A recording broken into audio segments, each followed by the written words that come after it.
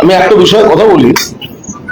আমি একজন নির্বাচিত বিধায়ক, বেলেঘাটা কেন্দ্র থেকে আমি বিধানসভায় এসেছি মমতা বন্দ্যোপাধ্যায়ের নেতৃত্বাধীন সর্বভারতীয় তৃণমূল কংগ্রেসের বিধায়ক হিসেবে। এখন অনৈতিকভাবে বিচারাধীন যে অংশটিকে বিরোধী দল করেছেন মাননীয় অধ্যক্ষ, তারা আমাকে বলতে দিচ্ছে না। তারা সকলকে অ্যালাউ করবে, কিন্তু তারা আমাকে বলতে দিচ্ছে না। এর আগে গুন্ডা দমন বিল নিয়ে আমাদের পরিষদীয় নেতা শোভনদেব চট্টোপাধ্যায় আমার নাম দিয়েছিলেন। তথাকথিত স্পিকার পোষিত অনৈতিকভাবে নিযুক্ত যে বিরোধী শিবির, নিয়ম মতো তো অপোজিশন চিফ হুইপকে অপোজিশনের নাম পাঠাতে হবে। এখন অনৈতিকভাবে তার হাতে দায়িত্ব দিয়েছেন, তাদের দিকে আমার নাম কাটা হয়েছে। আজ হোম বাজেট আমাদের দল থেকে, আমাদের শিবির থেকে, আমরা মূল দল স্পিকার ওনাদের অনৈতিকভাবে দায়িত্ব দিয়েছেন। শোভনদেব চট্টোপাধ্যায় আমার নাম বক্তা হিসেবে দিয়েছিলেন। কোনো আলোচনা ছাড়া, কিচ্ছু না জানিয়ে আমার নাম আজকে বাদ দিয়ে দেওয়া হয়েছে। আমি হোমে মাননীয় মুখ্যমন্ত্রী, পুলিশ মন্ত্রী তাকে বলতাম এটা কি হচ্ছে। মমতাদির নেতৃত্বে যে মূল দল, সেটাকে ভাঙার জন্য পুলিশ ব্যবহৃত হচ্ছে। অ্যারেস্ট, ডিটেনশন, ধরপাকড় 21শে জুলাইও যাতে না আসতে পারে, আমাদের নেতাদেরকে সব থানায় থানায় অ্যারেস্ট করে রাখা। 20 তারিখ রাতে আমার বাড়িতে হামলা, লোক গেছে। সরকার চায় না আমি বলি, তাই এদেরকে বিটিংটা, দালালগুলোকে সামনে রেখে আমার নাম বাদ দিচ্ছে। কন্ট্রোলের চেষ্টা হচ্ছে বিধানসভার মধ্যে। স্পিকারকে আমি বলেছি, স্পিকার বা মুখ্যমন্ত্রী যেটা বলতে চাইছেন সেটা হচ্ছে এটা তো বিরোধী দলের ব্যাপার, কারা বলবে কি, আমরা এর মধ্যে ঢুকবো না। ভুল। যাতে সরকারকে প্রকৃত আক্রমণ না নিতে হয়, সেই জন্যই তো একটা দামি বিরোধী দল অনৈতিকভাবে তাদেরকে পুষছে। দামি বিরোধী দল পুষছে যাতে অরিজিনাল সমালোচনা না আসে। এটা কি করে হতে পারে বলুন? আমি একজন বিধায়ক হিসেবে আমার নাম দেওয়া হচ্ছে আর তারা কেটে দিচ্ছেন, তার নাম বাদ দিয়ে দিচ্ছেন। আমি বললাম তাদের সঙ্গে কথা, পরিষদীয় রীতিতে বলতে হয়। তাতে ওখানকার একজন সিনিয়র বিধায়ক বলেন 100 বার নাম দিয়ে দেওয়া হবে, আপনি আমাদের দিকে চলে আসুন, কোনো অসুবিধা থাকবে না। এটা কোনো কথা? বিধানসভা আমায় বলতে দেওয়া হবে না যদি না আমি মানে ওই শিবিরে যাই?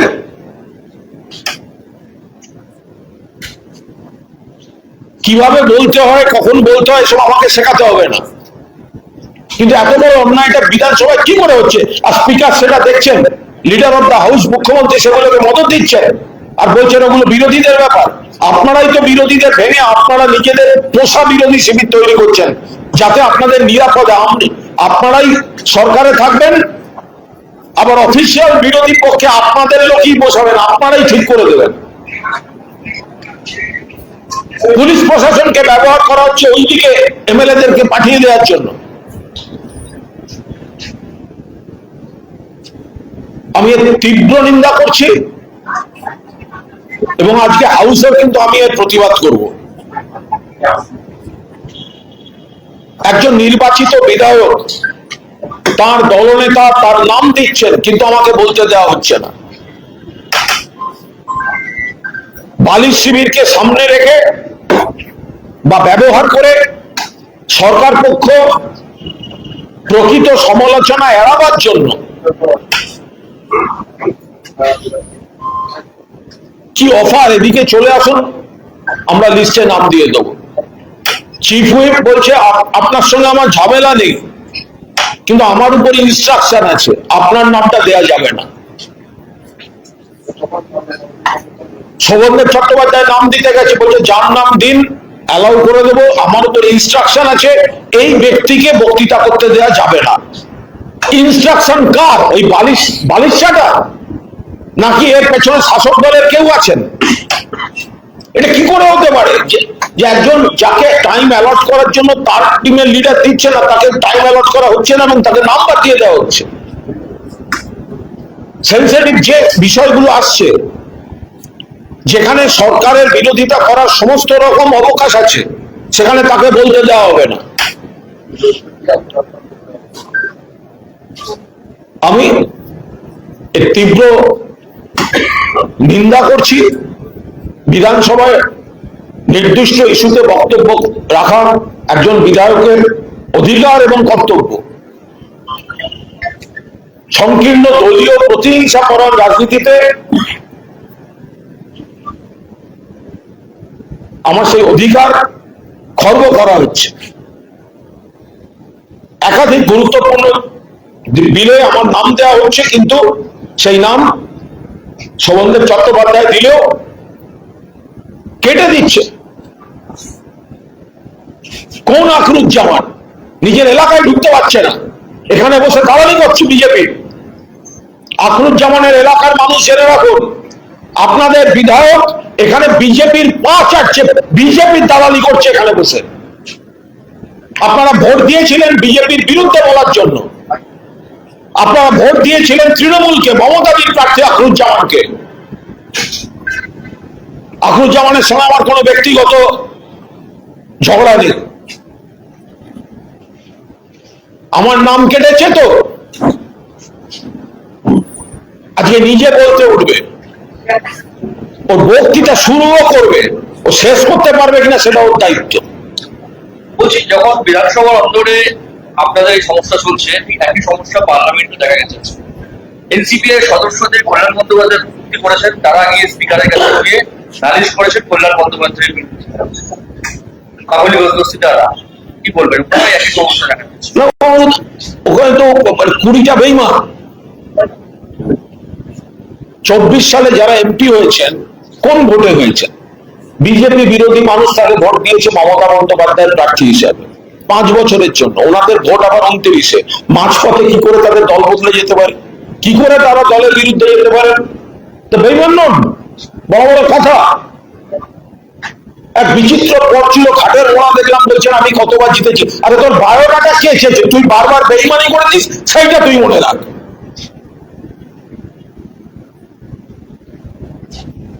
24 সালে যারা জিতেছেন বিজেপি বিরোধী ভোটে জিতেছেন, মমতা বন্দ্যোপাধ্যায় প্রার্থী হিসেবে জিতেছেন। আজকে বিজেপি দালালি করতে যাচ্ছেন ওখানে। তাকে যদি কল্যাণ বন্দ্যোপাধ্যায় সমালোচনা করে থাকেন, কল্যাণ বন্দ্যোপাধ্যায় 100 বার ঠিক কাজ করেছেন।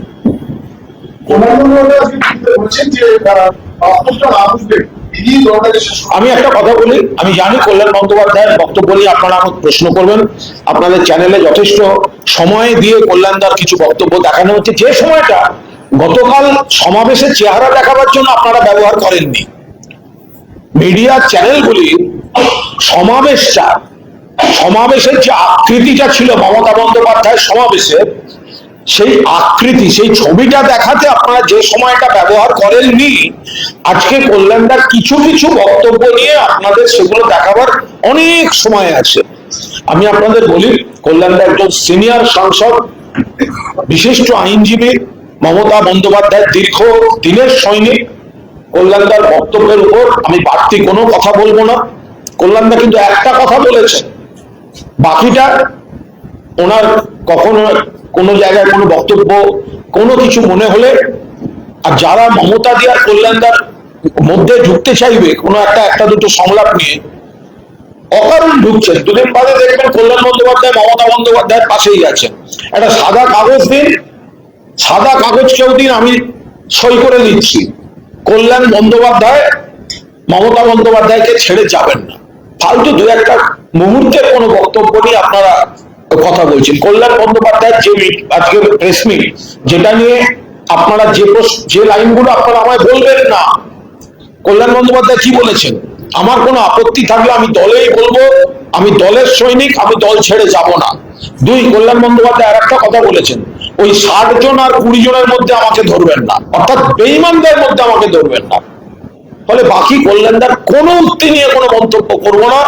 কোন তাৎক্ষণিকতা, একজন পুরনো সৈনিক, সিনিয়র মানুষ কি বলেছেন, তার বাইরে বলা ঠিক হয়েছে কি ঠিক হয়নি, এগুলো সব ঘরের সমস্যা। এর সঙ্গে তৃণমূল কংগ্রেস মমতাদের নেতৃত্বে গতকাল যে বিপুল জনসমর্থন, কর্মী সমর্থন মমতা বন্দ্যোপাধ্যায়ের প্রতি যারা দেখিয়েছেন, তার মধ্যে কল্যাণ বন্দ্যোপাধ্যায়ও অন্যতম। ফলে কোনো কিন্তু নেই, বাকিটা আপনারা দেখুন। বলেছেন যে এত অভিষেক করলে চলবে না। আমি আবার বলছি, কল্যাণদার কোন পৃথক বক্তব্যের একটা শব্দ আমি তার পরিপ্রেক্ষিতে কথা বলবো না। তার কারণ মমতা বন্দ্যোপাধ্যায় এবং বন্দ্যোপাধ্যায় পরিবারের সঙ্গে কল্যাণদার যে পুরনো সম্পর্ক, তৃণমূলের সঙ্গে পুরনো সম্পর্ক, তার মধ্যে কখন কোন দিন কার কোন মুডে কে কি বলেছেন, বাইরে কিছু বলা ঠিক হয়েছে কি হয়নি, কখন মানুষের কোন মুহূর্তে, দিনের শেষের কথা হচ্ছে তিনি বলেছেন আমি ওই 60 আর 20 জনের মধ্যে নেই, আমি তৃণমূলের সঙ্গে ছিলাম, মমতাদির সঙ্গে ছিলাম, মমতাদির সঙ্গেই থাকবো। এবার আপনারা এক একটা লাইন খুঁজে বার যতই আমায় তুলে বলবেন, আমার উত্তর একটাই বেরোবে।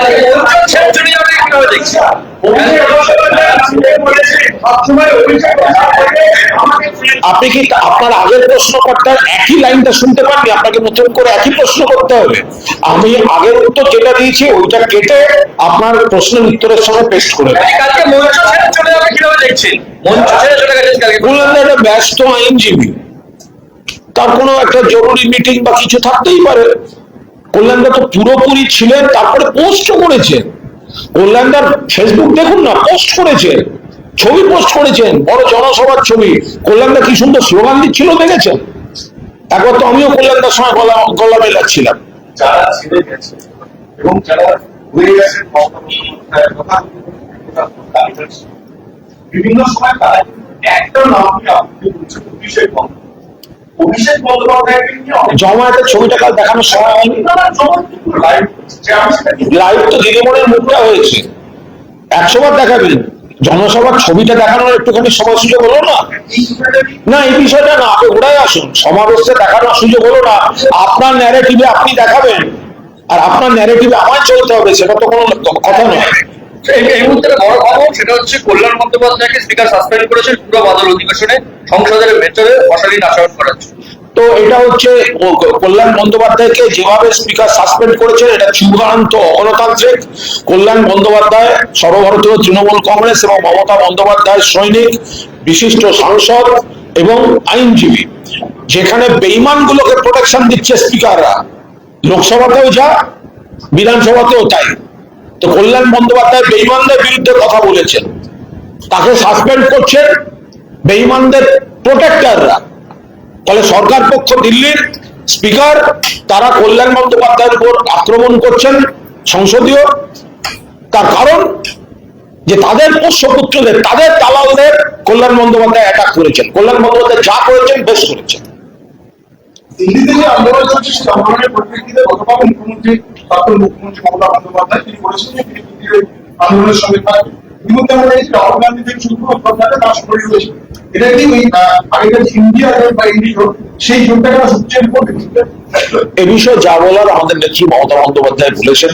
যেভাবে দিল্লিতে দমন পীড়ন চালাচ্ছে বিজেপি সরকার, সর্বভারতীয় তৃণমূল কংগ্রেস, মমতা বন্দ্যোপাধ্যায় তার পুরোপুরি নিন্দা এবং বিরোধিতা করছে। যেভাবে ছাত্রছাত্রীদের উপর আক্রমণ হয়েছে, যেভাবে গতকাল কংগ্রেস নেতৃত্বের উপরও আক্রমণ হয়েছে, যে রাষ্ট্রীয় সন্ত্রাসের নগ্ন চেহারা বিজেপির কেন্দ্রীয় সরকার দেখাচ্ছে, তৃণমূল কংগ্রেস তার তীব্র নিন্দা করছে। আর একটা বিষয় কল্যাণ আজকে বলেছেন যে আরজি করে সময় মুখ্যমন্ত্রীর পদ থেকে সরাতে চেয়েছিলেন অভিষেক মমতা বন্দ্যোপাধ্যায়। আমি বুঝতে পারি, আপনি আর কল্যাণটা পাশে ছিলেন মমতা বন্দ্যোপাধ্যায়। না দেখুন, আমি আবার বলছি, কল্যাণদার কোনো বিচ্ছিন্ন লাইন নিয়ে কথা বলবো না। কারণ কল্যাণদা ঠিক কি বোঝাতে চেয়েছেন, কি বলেছেন, উনি অনেক সিনিয়র, আমি ওইভাবে বলবো না। কল্যাণদার মূল বক্তব্য যে কল্যাণদা বলেছেন আমি ওই 60 আর 20 মতো নই, আমি মমতা বন্দ্যোপাধ্যায়ের সঙ্গে ছিলাম, থাকবো, দলে ছিলাম, দলে থাকবো। তো এটা তো হচ্ছে নির্যাস।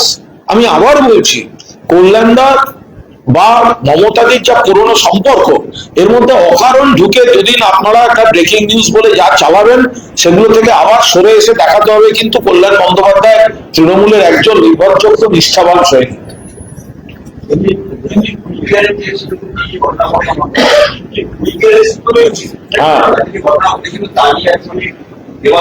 আজকে মাননীয় মুখ্যমন্ত্রী একটু আগে বিধানসভায় বলেছেন যে উনি কি সব পুরনো রিপোর্ট টিপোর্ট বার করবেন, আরে হইতো ক্যাগ এবং ইত্যাদি বার করবেন, এবং তাতে যারাই জড়িত থাকুক তাদের বিরুদ্ধে আইনি ব্যবস্থা হবে। আমি শুধু মুখ্যমন্ত্রীকে জিজ্ঞাসা করব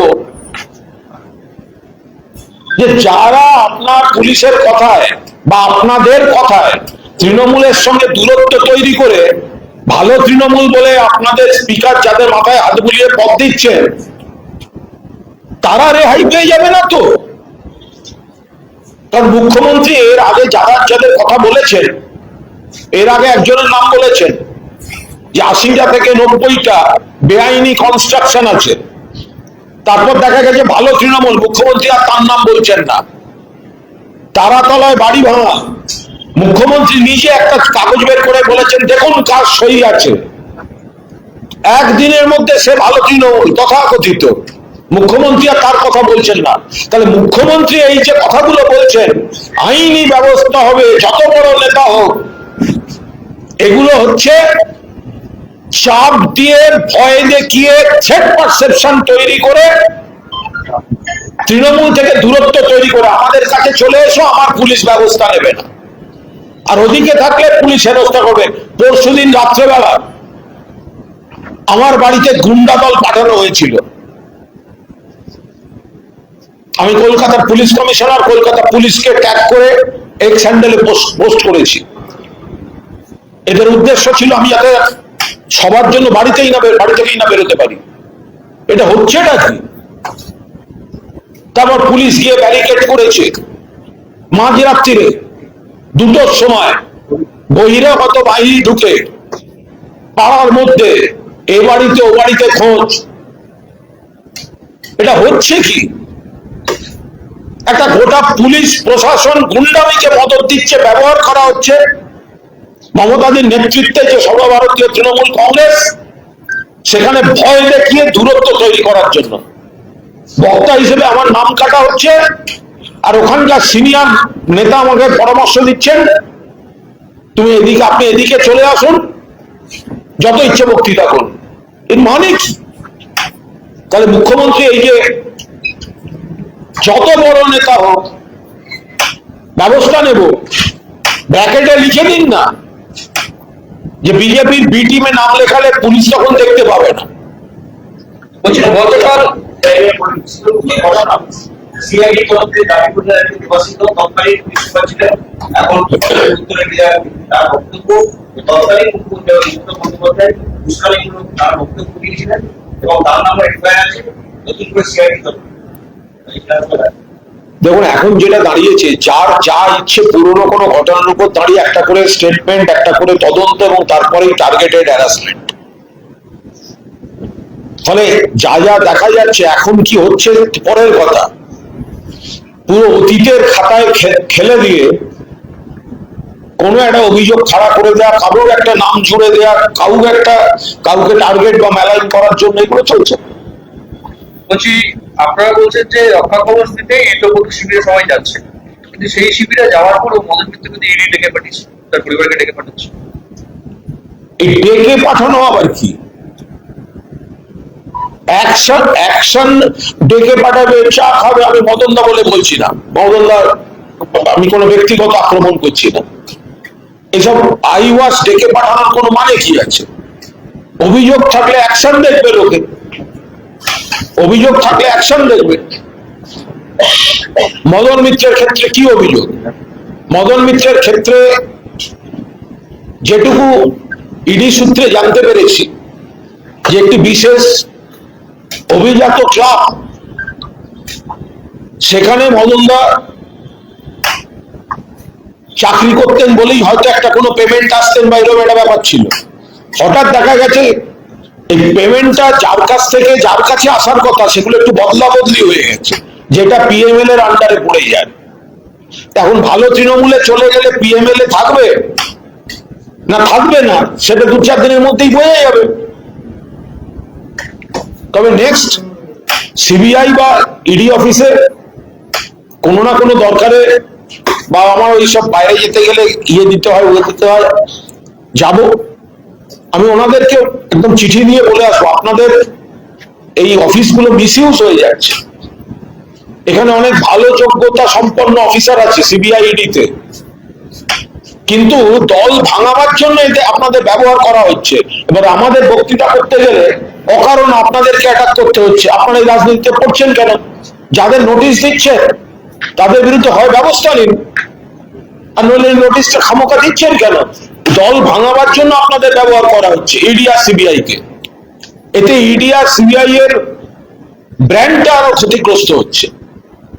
তো কেন আপনারা এগুলো করতে যাচ্ছেন? অন্যদিকে অভিষেক বন্দ্যোপাধ্যায় মদন মিত্রকে একটা আইন নোটিশ পাঠিয়েছে 72 ঘন্টার মধ্যে সে তো বটেই, মদনদা যদি অভিষেককে একটা হঠাৎ কাদের কথায় একটা দুম করে একটা কি সব বলে দিয়েছেন, তো অভিষেক বন্দ্যোপাধ্যায় যদি সেটাকে মানহানির মামলার নোটিশ অভিষেক বন্দ্যোপাধ্যায় পাঠিয়েছেন, সেটা মদন মিত্র তার আইনজীবী দিয়ে তিনি কি করবেন তার ব্যাপার।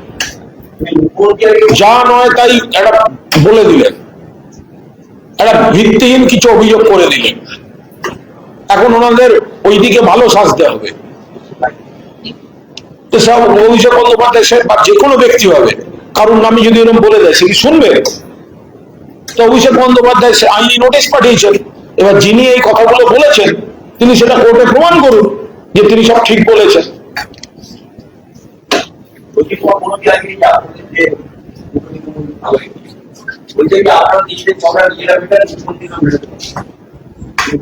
মুখ্যমন্ত্রীকে তো কেউ মেটাতে বলেনি, কিন্তু দলটাকে তো ভেঙে তৈরি করে দিচ্ছে মুখ্যমন্ত্রীর পুলিশ। তৃণমূলের এই যে ভালো তৃণমূল গোষ্ঠী সম্পূর্ণ অনৈতিক ভাবে বিচারাধীন রীতিনীতির বাইরে গিয়ে এই বিরোধী শিবিরকে স্বীকৃতি কে দিয়েছে? মুখ্যমন্ত্রী স্পিকার দিয়েছে। বাফার জোন তৈরি করছেন, পোষা বিরোধী তৈরি করে প্রকৃত বিরোধীদের সমালোচনা যাতে না নিতে হয় তাই বিরোধী দলটাকে ভাগ করার জন্য পোষা বিরোধী তৈরি করছেন মুখ্যমন্ত্রীরা।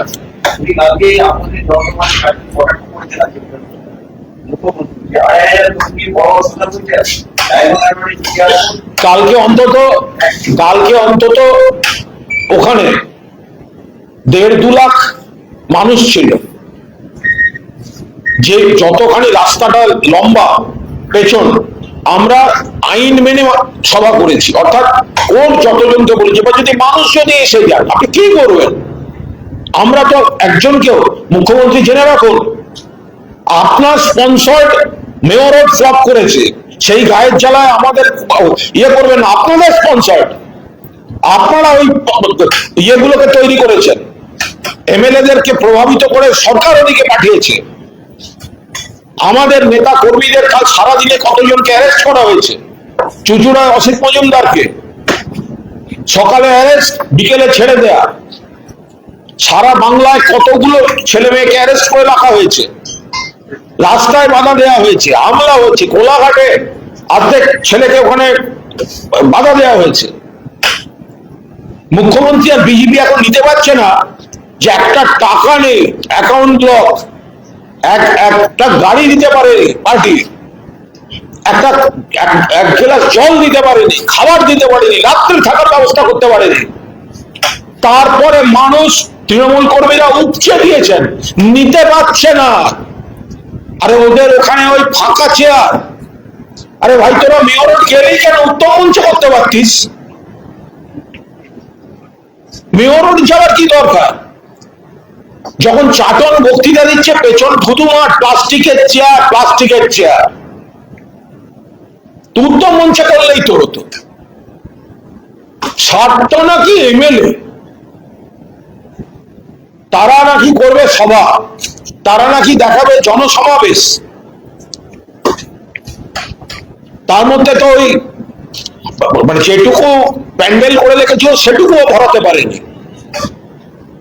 এখন সেইটা মুখ্যমন্ত্রী আর বাকিদের বুকে বাঁধছে না যে এক তো আরে বেড়াল ছানাগুলোকে আপনি বাঘ ছাল পড়াবেন, জীবনে হালুম বেরোবে, মেয়েই বেরোবে তো।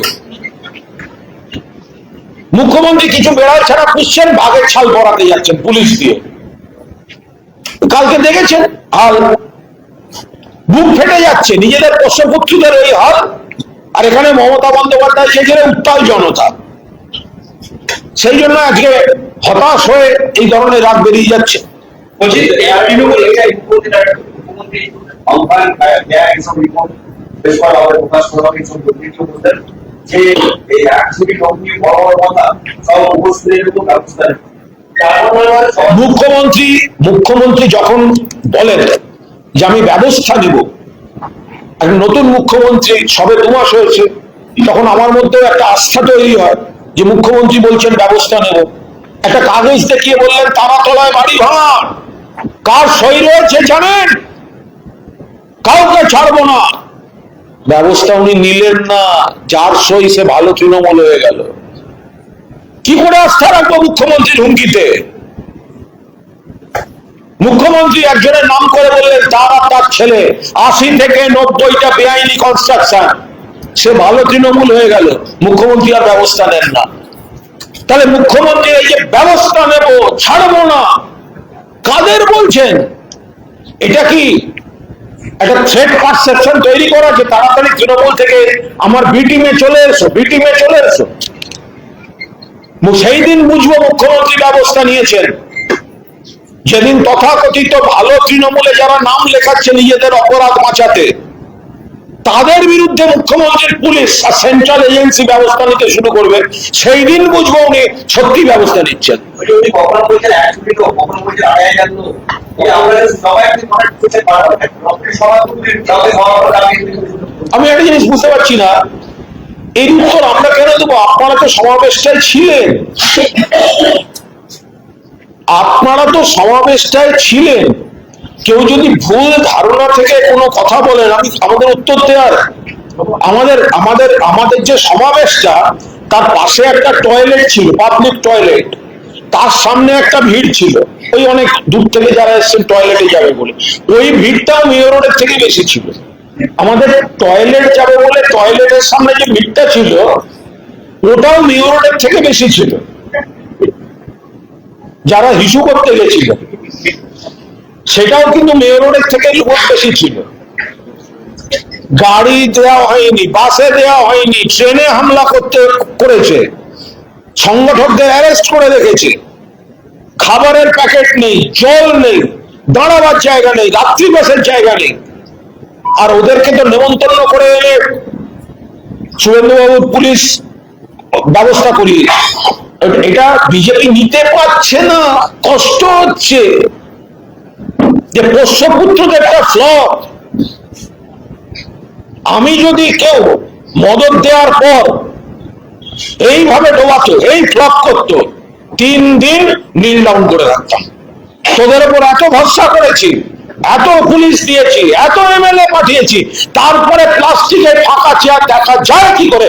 নীল ডাউন হয়ে থাক। ইডি যে আপনাদের অ্যাকাউন্ট ফ্রিজ করেছে, এবার আপনারা যারা ট্রেজারার তাদেরকে ডেকে পাঠাচ্ছে। আমি ট্রেজারার জানি না, কি বলবেন? এখন ইডিকে বলা হয়েছে ডাকতে।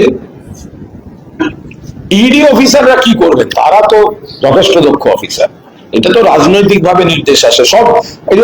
আইনি তহবিল, অডিট করা তহবিল, সব তহবিল থাকে। বিজেপির তহবিল নেই, সিপিএম এর তহবিল নেই, কংগ্রেসের তহবিল, সব দলেরই সাধ্যমতো তহবিল থাকে। একটা অডিটেড তহবিল আমাদের দলের।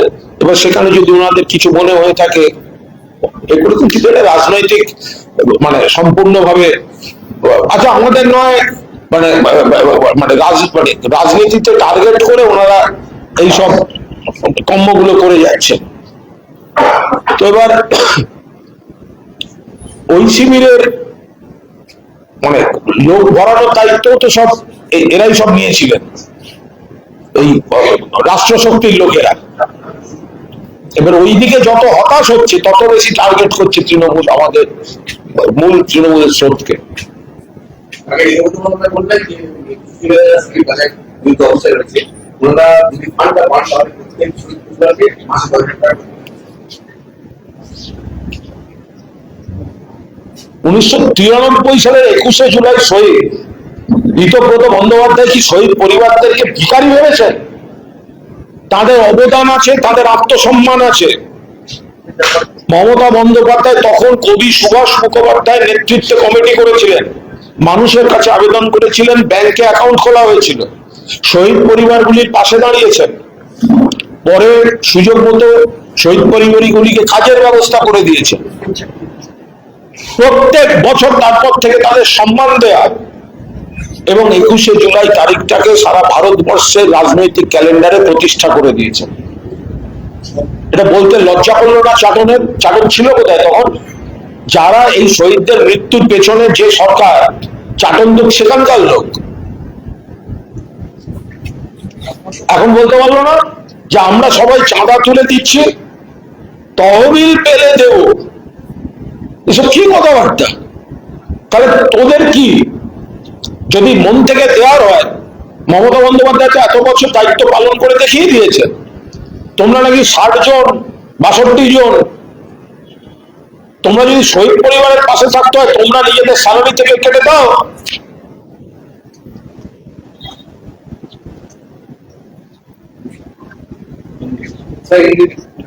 क्या है हिंदी में?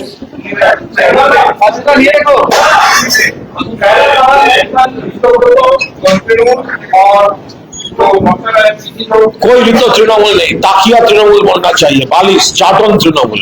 ठीक है, तो उसमें जो भी देखा जा रहा है काफी ज्यादा ममता बनर्जी को देखिए काफी ज्यादा था।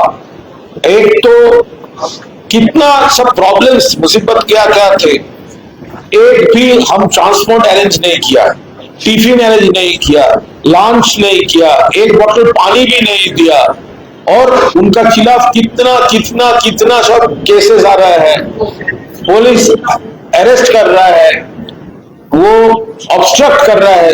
इतने कुछ के बाद भी इतना वर्कर्स, देखिए हम कोर्ट ऑर्डर हम कंप्लाई किया, लेकिन अगर जनता आ जाए तो पुलिस का कोऑपरेशन तो चाहिए। तो इतना, और वो वहां पर वो जो ताकिया तृणमूल, बालिश तृणमूल का, वहां पर तो प्लास्टिक का चेयर वो भी फुल नहीं हुआ। हमारा जो यहाँ पर जो हमारा जो रैली था उसके बगल में एक टॉयलेट था, वो टॉयलेट के सामने एक लाइन थोड़ा पब्लिक था क्योंकि वो टॉयलेट जाना था।